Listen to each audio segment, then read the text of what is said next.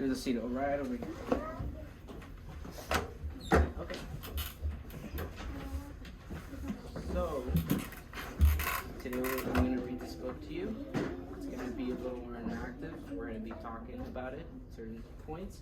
But before we read the book, are you familiar with Martin Luther King Jr.? Yes. Can someone tell me what he did? Raise a hand. Cameron? He led a bunch of marches, and he was a good man. Good man. And what were the marches about? They were marches about segregation and equality. Okay. Nice vocabulary.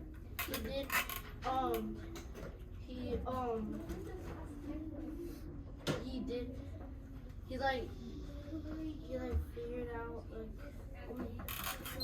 he made, a dream that all white people and black people must be together. The book that we're going to talk about is events that took around like 60 years ago. And it was when the problems with racism and segregation, as Cameron said, and when black people were fighting for equality. So, the book that we're going to read is called Let the Children March. Before I open it and start reading it, what do you think? Like, what do you see on the cover, like, that you want to point out? Take it. I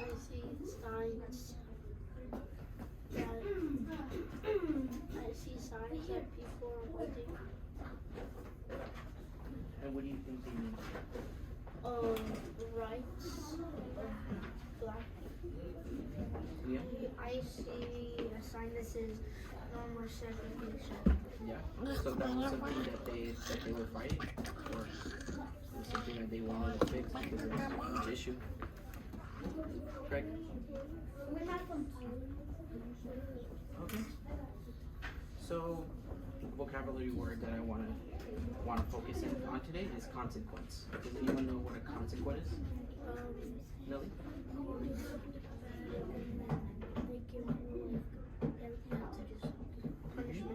Punishment. Okay. A punishment that once you did it wrong, you get a punishment. Okay. Cameron, do you want to say something? If, like, let's say you hurt someone's feelings, you'll get a consequence for what you said to them. Okay. Yeah, so like if a thief were to get caught stealing, what do you think his consequence would be? Jail. Jail. Okay. Robbery. Okay. So that's something I want you to think about when we're reading.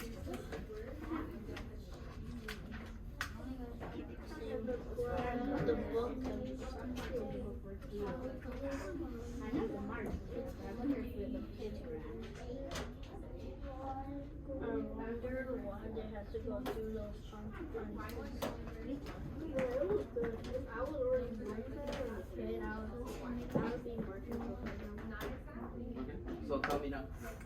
I heard Cameron, you say that if they were real, they If the kids were actually yeah, they actually did march and they were shot with water. Water and the that dogs. shouldn't be illegal. Yeah, but back then, 60 years ago, now it would be illegal, but back then it wasn't something common like that. It was a huge issue, and that's why a lot of people, not only in Alabama, like in the book, but this was all over the country. Even I though, saw it on the TV. which page do you want to look at? Close to the last